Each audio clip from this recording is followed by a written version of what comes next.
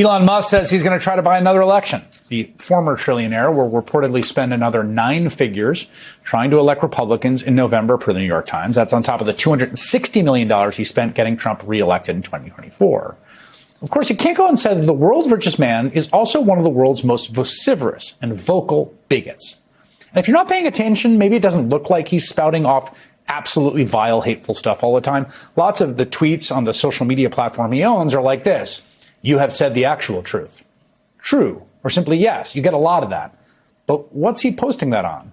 When he says you have said the actual truth, he's responding to the claim, quote, Jewish communities have been pushing dialectical hatred against whites. When he says true, he's promoting a post comparing the woke left to Adolf Hitler. When he says yes, in its response to a meme from a racist movie with the text, first the traitors, then the invaders, an apparent nod to themes found in the neo-Nazi screed The Turner Diaries. Jamelle Bouie is an opinion columnist for New York Times, where this week he asked, why do we tolerate Elon Musk's racist commentary? Good question indeed. He joins me now. Jamelle, I loved your column, and it asked a question that I'm wrestling with. What do you make of the strangeness of how explicitly racist he is, how extreme he is, and sometimes, sort of toying with approval of violence, and the sort of lack of a response to it? I asked the question in the column, but I myself am not entirely sure that I have a satisfactory answer. It's very strange. As you point out, if you just scroll through his replies and see what he is replying to, it is truly vile stuff. You mentioned the Turner Diaries. I talked about it a bit in my column. The ideological miasma that Musk is plugged into is very much from the same corners of the far right as the Turner Diaries, and it's just right there. It's like it's not hidden. It's right in front of you. And so why is it that so many commentators and politicians and such just don't treat it as if it's a thing? Perhaps it's because people think it's not appropriate to call this stuff out, perhaps because they think it sounds like you're being hysterical if you call this stuff out. But as I note in the column, you can make a good case that these views aren't just a quirk that Musk has, but have material effects in the world. The destruction of the United States Agency for International Development last year by Musk.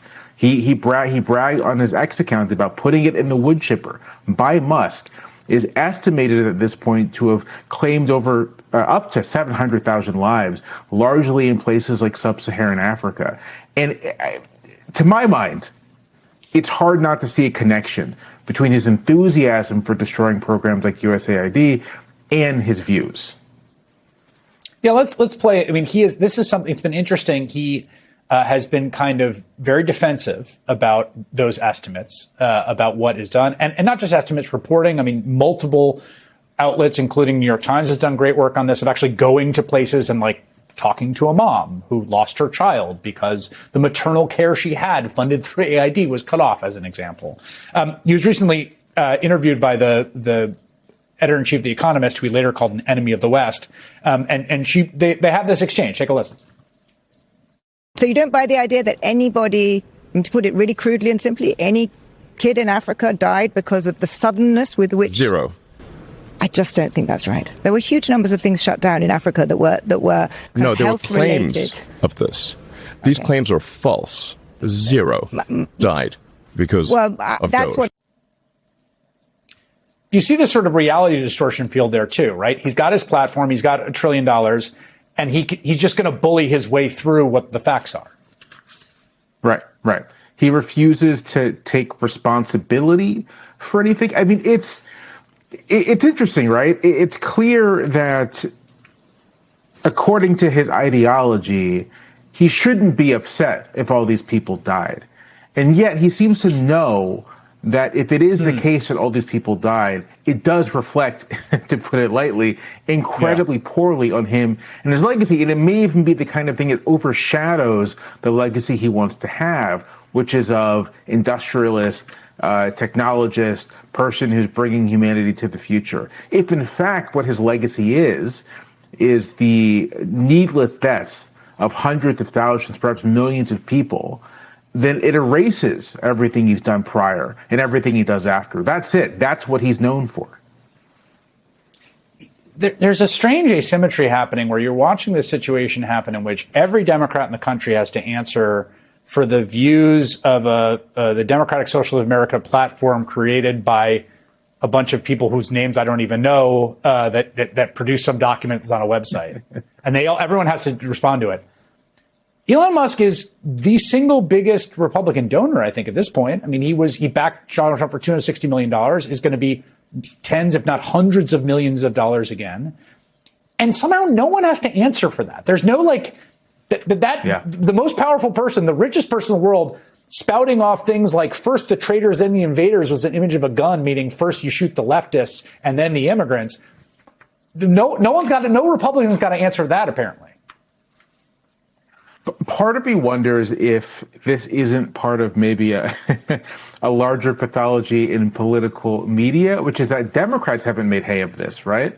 And so if Democrats don't make hay of it, there's sort of this thing where, we're not going to make hay of it on their behalf. People have to make hay of it. And then Republicans will answer and you'll cover the back and forth. You'll cover the controversy. Now, as I say this, I don't even find it that persuasive because, again, I think you're right.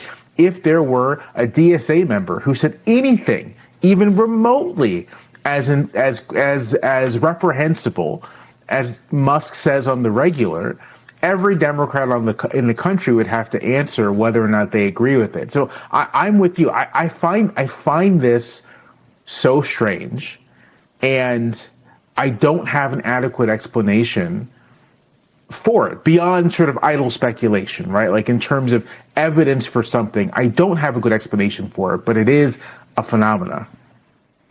Yeah, and to come back to where we started, I do think part of it is the weirdness of the replies in the context of sometimes very sort of a little bit of strange, like impenetrable memes. So like that image of Armie Hammer, like you have to know the movie and the movie's context is created by like conservatives, and it was his post-cancellation thing. And it's about an invasion, the immigrants, and a sort of vigilante fantasy. And I will say that a lot of his stuff is, yes, exactly so. You've said the truth in response to like fairly convoluted right-wing memes. And I do think that's a little bit what we're showing right now. That's a little bit of what is insulating him. But your column, everyone should go check that out. Jamelle Bouie, as always, a pleasure, sir. Thank you.